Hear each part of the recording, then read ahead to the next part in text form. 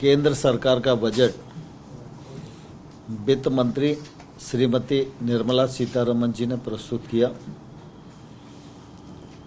ये बजट बहुत ही अच्छा है, जन हितैषी है, गांव हितैषी है, मजदूर हितैषी है और युवा हितैषी है। इस अच्छे बजट के लिए वित्त मंत्री जी और प्रधानमंत्री जी को बहुत बहुत बधाई। बजट में सभी वर्गों का, सभी क्षेत्रों का ध्यान रखा गया है। बजट में मुख्य रूप से अधोसंरचना विकास, शिक्षा, स्वास्थ्य, युवा कल्याण, कौशल विकास, ग्रामीण विकास, कृषि विकास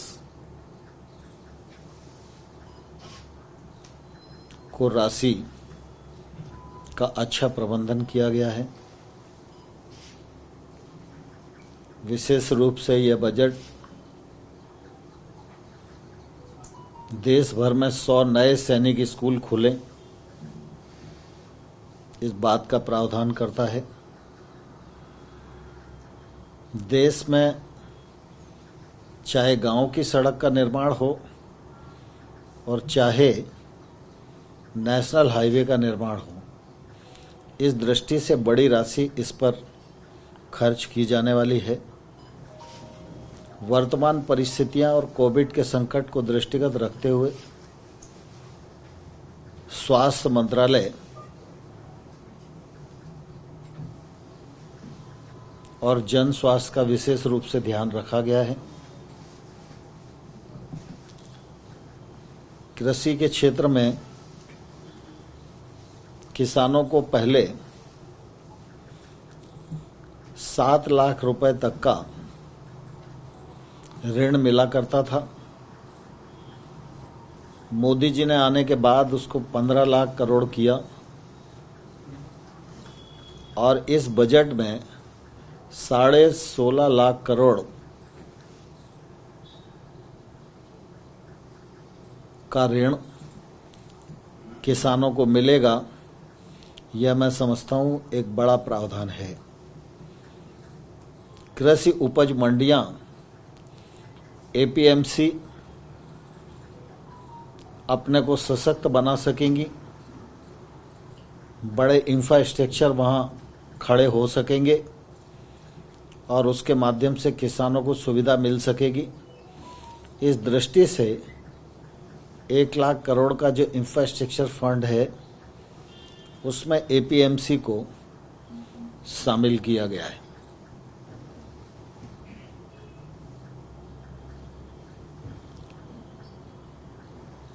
एक बहुत महत्वपूर्ण स्कीम ग्रामीण क्षेत्र में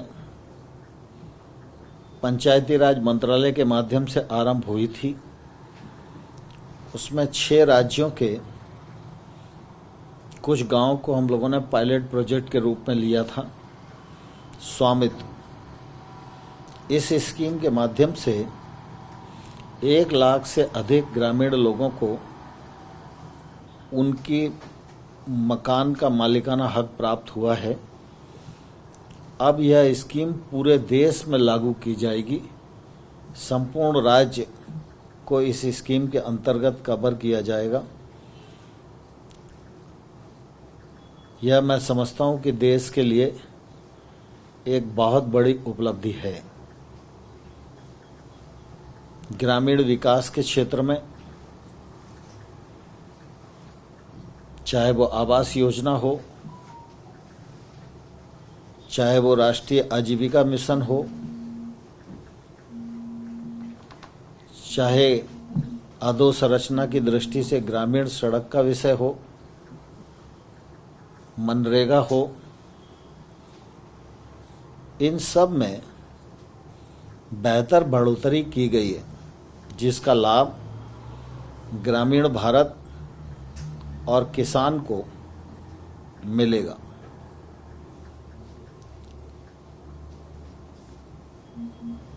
कृषि के क्षेत्र में किसानों की आमदनी दोगुनी हो, इसके लिए सरकार प्रयत्नशील है और इस दिशा में जो प्रावधान बजट में किए जाने चाहिए उनको प्राथमिकता दी गई है।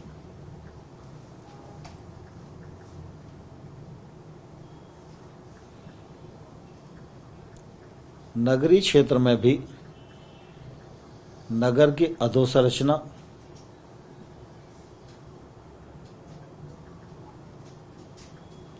सॉलिड और लिक्विड वेस्ट मैनेजमेंट और पीने का स्वच्छ पानी ग्रामीण क्षेत्र में मिले और शहरी क्षेत्र में भी मिले, इस पर भी सरकार का फोकस है। इसका फायदा आम जन को निश्चित रूप से मिलेगा। इस बजट की सबसे बड़ी खासियत यह है कि कोई भी नया कर इस बजट में जनता के ऊपर रोपित नहीं किया गया। मैं इस जन उपयोगी और जन हितैषी बजट का हृदय से बहुत बहुत स्वागत करता हूं और फिर एक बार प्रधानमंत्री जी और वित्त मंत्री जी को बधाई देता हूं।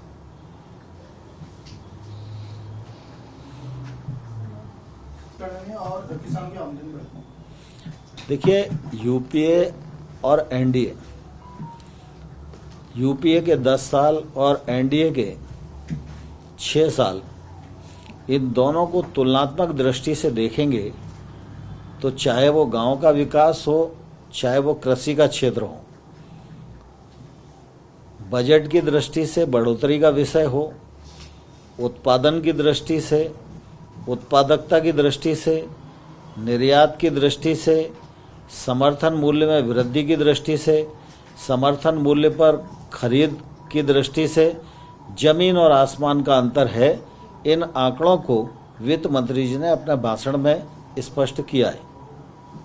सर, एक है मंत्रालय के लिए कुल मिला के 13 लाख करोड़ प्लस एलोकेट किया है सर, उसमें आधा तक पीएम किसान के लिए जाता है, तो जो हम कैश में देते हैं, और बाकी जो बचता है 65 to 67,000 करोड़, उससे कैसे आप देखते हैं कि ये सफिशिएंट है किसान इंफ्रास्ट्रक्चर और उस चीज के लिए? देखिए, भारत सरकार नरेंद्र मोदी जी के नेतृत्व में कृषि हितों के प्रति पूरी तरह प्रतिबद्ध है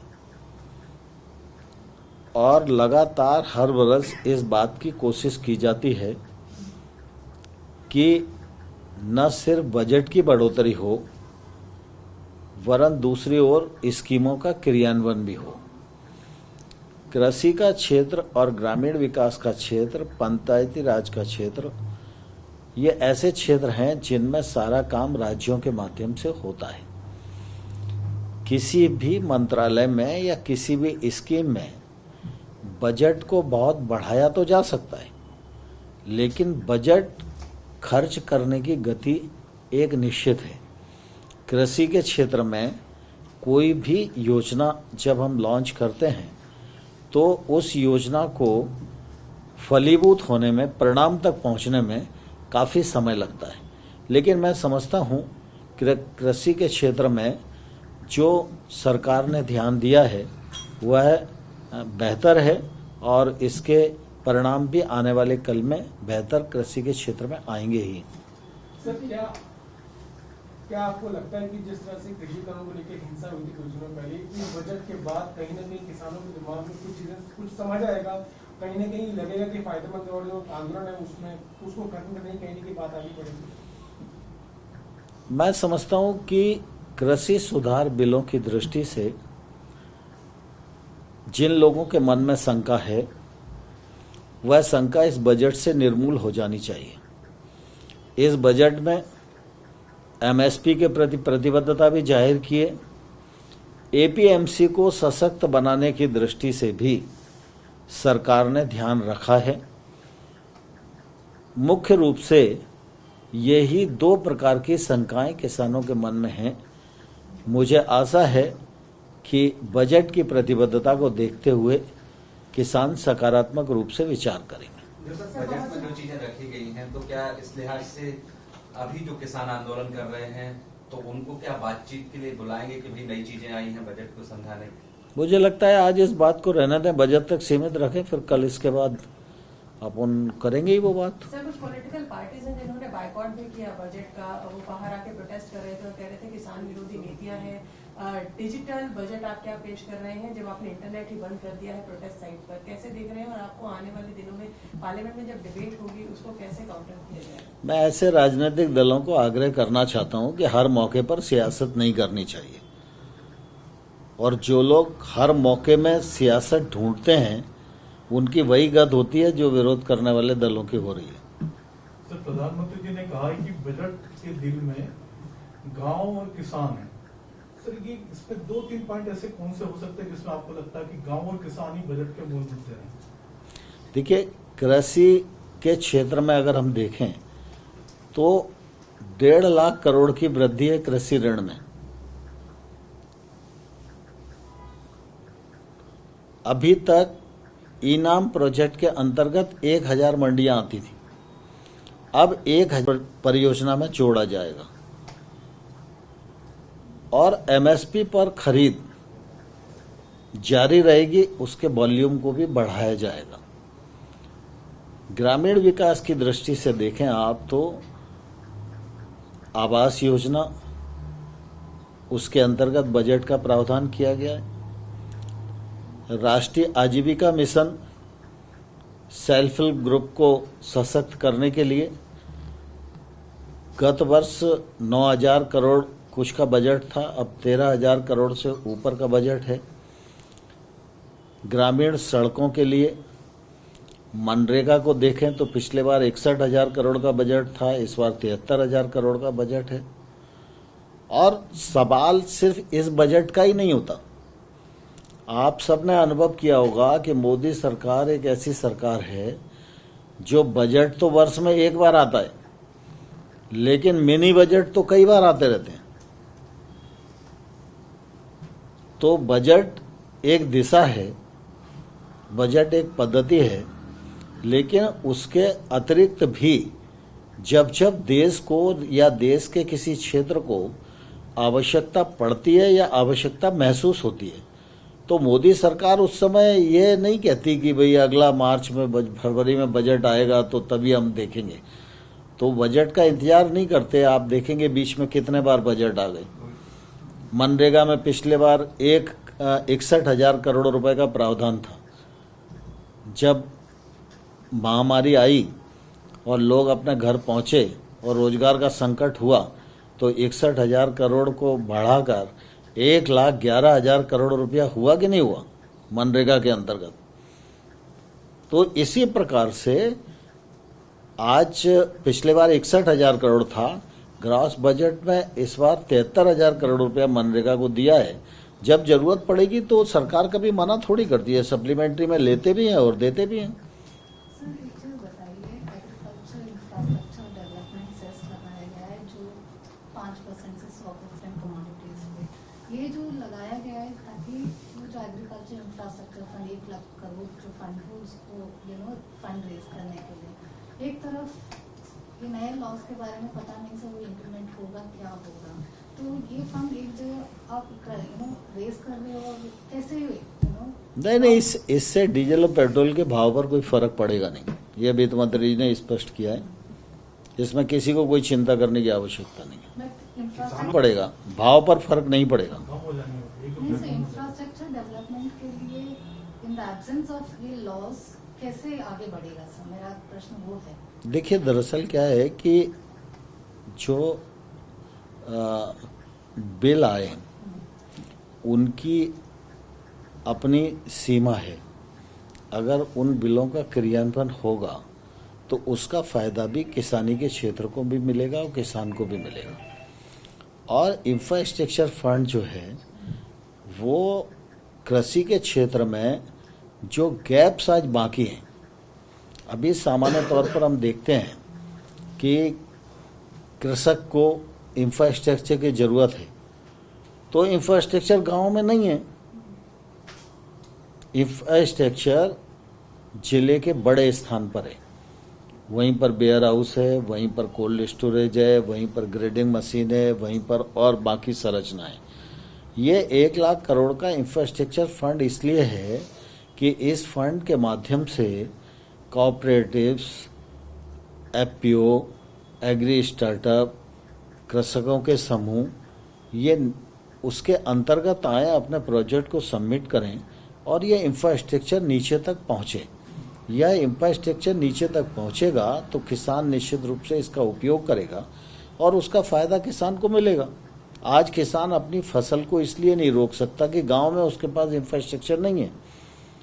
तो पहले अगर वो चाहता है कि मैं अपनी फसल को 2 महीने बाद बेचूंगा, तो चूंकि आज उसके पास रखने को जगह नहीं है, तो उसकी मजबूरी है मंडी में जो भाव मिलेगा वो बेचेगा। इसलिए भाव की भी प्रतिस्पर्धा हो सके, पारदर्शिता हो सके और कोई भी किसान अपने घर से, अपने खेत से, अपने वेयर हाउस से किसी भी जगह किसी को भी किसी भी कीमत पर अपना उत्पादन बेच सके, इसके लिए तो कानून में ये खुला और किया ही है। इसका तो निश्चित रूप से आने वाले कल में फायदा किसान को मिलेगा ही। नमस्कार, मैं हूं मानक गुप्ता। अगर आपको हमारा ये वीडियो पसंद आया हो तो इसे लाइक और शेयर जरूर करें और हां, हमें सब्सक्राइब और फॉलो करना ना भूलें ताकि आप देश और दुनिया की कोई खबर मिस ना करें। तो जुड़े रहिए हमारे साथ और देखते रहिए न्यूज़ 24।